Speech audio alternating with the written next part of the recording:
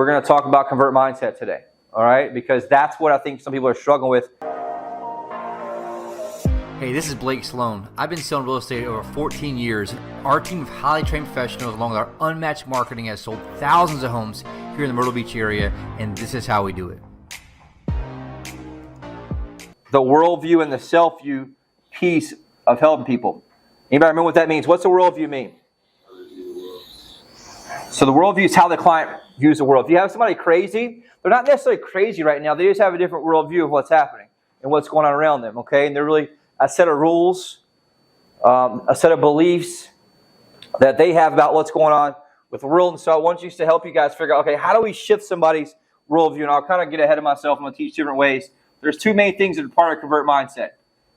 What convert mindset means is I have to convert their mindset from how they see things to how what they believe 100% true, which is not true, to a way that I see things that are true, or a way that things are. So worldview. Another one, self-view. They matter because the worldview can change, but if they don't believe in self-view, they're not going to make the decision they need to do. Right now, this is a big problem for a lot of people. Why? As a salesperson, it's a big problem. What is that, you think? There's a lot of pressure, a lot of hesitation, a lot of fear in the marketplace. And so anytime there's fear in the marketplace, right, the worldview is being portrayed on them and pumped on them 24 hours a day with news and social media and negativity, which is designed to have them what? Paralyzed in fear and not doing anything. My job is to help find that and bring that into it. And so I want to just kind of give you a couple overview what's important. So I want you guys to understand that we're going to talk about the smashing the worldview first, and I'm going to teach you that a little bit deeper and some of the biggest problems. But I gave you kind of a framework to rework it in that scenario. So first thing you got to make sure you got to do is you got to smash their worldview. So I'll talk about how we do that. Most won't buy in the current frame. That's okay. What I need to make sure I do? I understand where the frame is. So for me, that's going to come in a form of what? Intel, discovery, asking questions, going deeper, learning through that. And so this happens when I'm coaching somebody, or let's say I'm a business coach or whatever it is. I got to go in and learn in depth where they're at, what's going on. And really I'm looking at what? Their beliefs, their rules about how they operate in life, and the stories they have wrapped around there. And that's all it is, because their reality is not really fact. It's just what they believe, right? And so the first phase of smashing their current frame is understanding where their frame is and knowing that most won't buy in the current frame. And that's okay. What we tend to do mostly, and what sucks about why conversion in real estate is so low, is most people don't understand this. They just keep calling up people and saying, get somebody who's in phase D. And then it's just a luck game and a numbers game of who gets the buyer or the seller in D. Versus going back and understand I can get a lot of success by going back and understanding if I pick somebody up at A, where it's easy to market to them and move them through the process and have them be associated and loyal to me, that's where I win the game and make a lot of money long term. That means I'm getting A, B, and C buyers and sellers. You with me on this? Second phase of this is let them know I understand their frame. They need to know you understand. Why?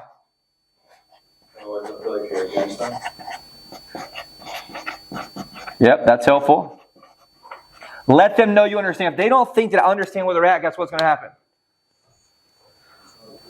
They're not going to listen to me. They're going to be going against what I'm in, and I don't have to agree with what they're at or what they're saying. What I just need to do?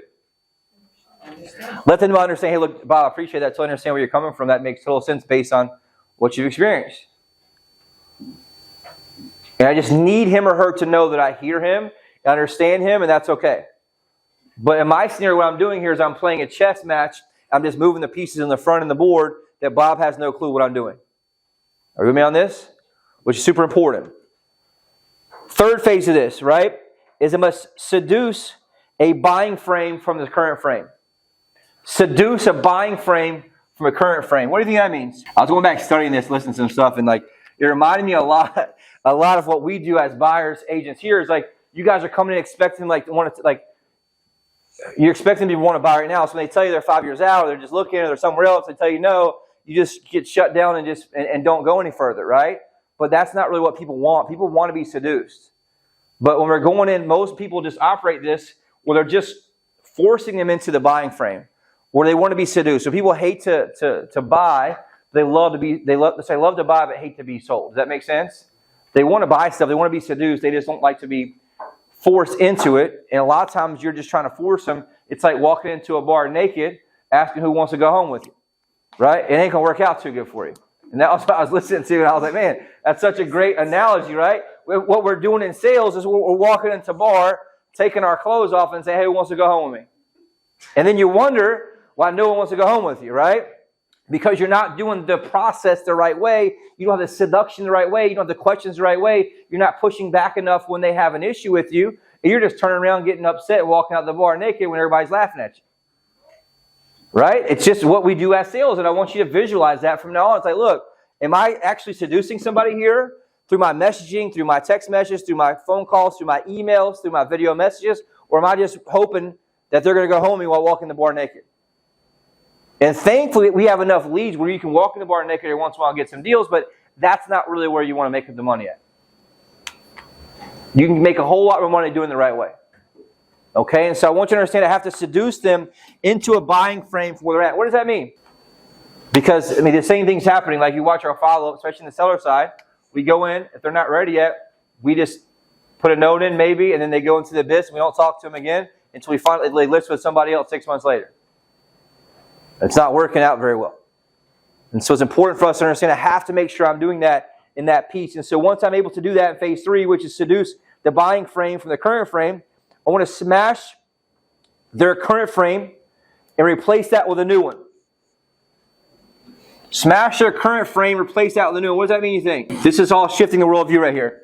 I smash their current frame, and I replace that with a new one. You have to smash their current belief system before they're going to buy with you now, or you're going to move them through the process.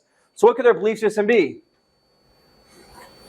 Price is going to come down. Interest rates are too high. Right? I'm going to list my home in the spring. I'm listing the first of the year. I'm buying the first year. And so that's something that people truly believe, and they have a justifiable reason to believe it. My job is to do what? Smash that, right? When we're getting back with them with the rate, say, hey, look, you know, here's the deal. Can I be open with it? Yeah. If you'd have bought a house 12 months ago, you'd have paid $60,000 over asking price. You had to make 10 offers to get the right house, right? And you just barely get the house you didn't even like that much. Now, rates a little bit higher. You're paying a little bit more money per month, but it's still not like paying $60,000 over asking price. And you can refinance this. You can't refinance $60,000. Does that make sense? So I can get a lower rate in the future. I can't get a lower payoff. But I think we're not coming at them with enough passion of understanding, look, I got to smash that current frame with sometimes some energy to make sure I can help them understand where we're coming from. They're telling us the rate's too high. They want to wait. What are we saying? Okay, right? I'll make a note of that. I'll keep that, right? I'll follow back up with it. And so we got to say, look, and I'm going to teach you guys how to do that. How do we help smash the frame? What's the number one way to smash somebody's frame? Questions, right? Questions. I need you guys to understand. Questions convert.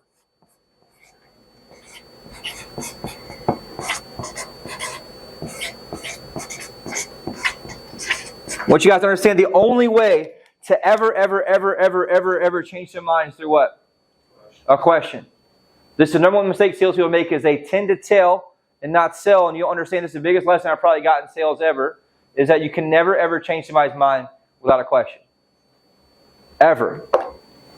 So I wrote this down in my first part. Questions are the only way to ever change someone's mind. The only way. If I tell you something and you're wrong, what are you going to do? Push back. The harder I push, what is the harder the prospect pushes back on me. You with me on this? But if I insert a question and have them consider something different, then the gate of the mind opens up and I'm able to help work that through that process. So how could I lead into that? Hey, if I can show you a way, or if I can show you how listing your house now versus the spring can put a whole lot of money in your pocket, is that something you might be open-minded to? Right? If I can show you a way that buying now at a higher interest rate is actually cheaper than you buying 12 months ago, is that something that you're open-minded to hearing about? And what does that do? Is that a threatening way? Not at all, right? And they're going to be hooked with curiosity, then my job is to do what? Ask more questions. And so the way to smash somebody's frame is to ask questions with intention. What does that mean? When I ask the question, I know exactly where I'm taking it. right? For example, right? You still sell timeshare, right? Yeah. When they walk in that door, are they planning on buying timeshare? Hell no, right? They even made a promise that they're not going to buy any timeshare. I don't know if you're working in-house or frontline. Right, no matter what. But then what happens to a lot of times? It's the best buyer. They end up buying, right? And so that's a shift of what? Somebody's worldview. And also their self-view. And so that's the process that may take 90 minutes in that. Thankfully, they're kind of forced to be there and we can beat them up a little bit.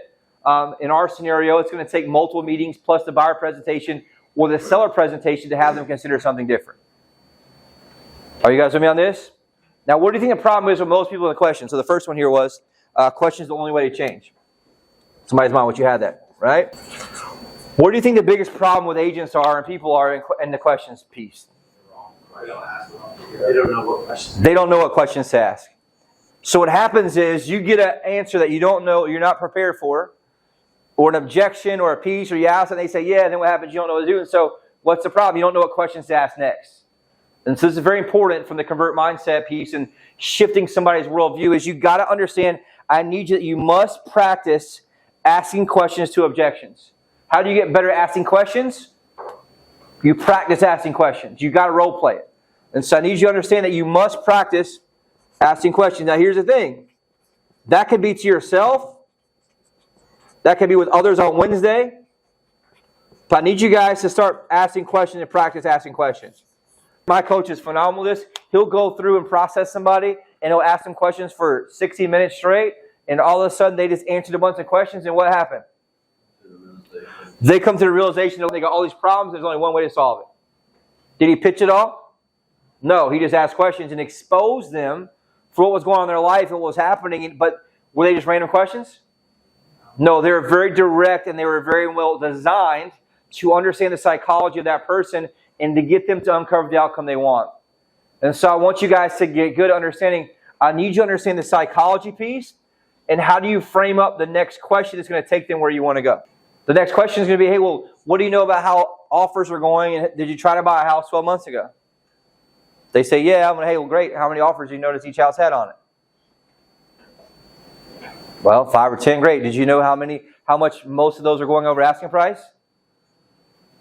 No. They're going $60,000, $70,000 over asking price on top of what the property is already worth. And so you had to put your 20% down, 10% down, plus what?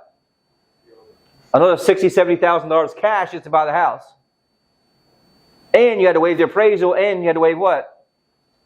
Home inspection many times. So not only were you overpaying for a house by $60,000, $70,000 of appraisal, you were also waiving your right to an inspection because you were just trying to hope to get a house in the frenzy of buyers.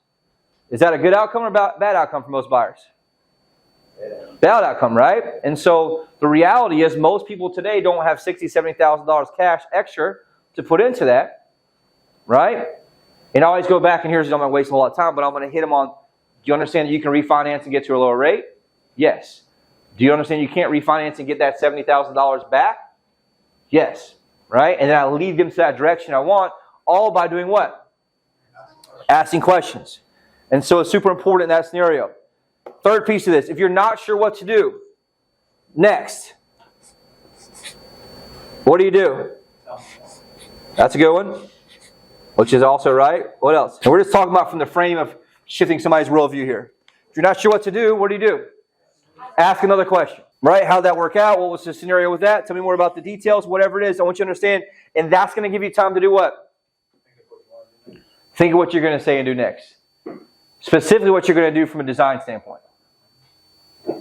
I need them to come to the outcome on their own, which is super important. A lot of times we're just bulldozing people through sales and can't figure out why they're not taking into what we say or why they're not comprehending what we're teaching them in the presentation. I'm getting ahead of myself. I'm going to talk about that in a second. But I have to make sure they understand that piece. All right? Fourth piece here is the quality of your questions is going to equal the quality of your conversion. The quality of your questions is the quality of your conversion. Now, here's the crazy part. When you're asking these questions, you have to have a deep, real curiosity. If I'm coming across as quizzing them, what's going to happen? They're going to shut down and feel like I'm just trying to sell them. You need to actually care, and you want to be conversational. And a lot of times you can set a frame in the beginning of how you want to do that. Hey, look, John and Mary, I'm going to ask you a few questions if that's okay, so I can understand your situation a little more deeper, and so that I can be able to help guide us, at least point you guys in the right direction. Does that sound fair enough? Yes. And now I have permission to do what? Ask a lot of questions. Okay, so don't be afraid to tell them what you're going to tell them. In that scenario, what I do? I ask a question about asking questions. Understanding what? The psychology of people and how they operate.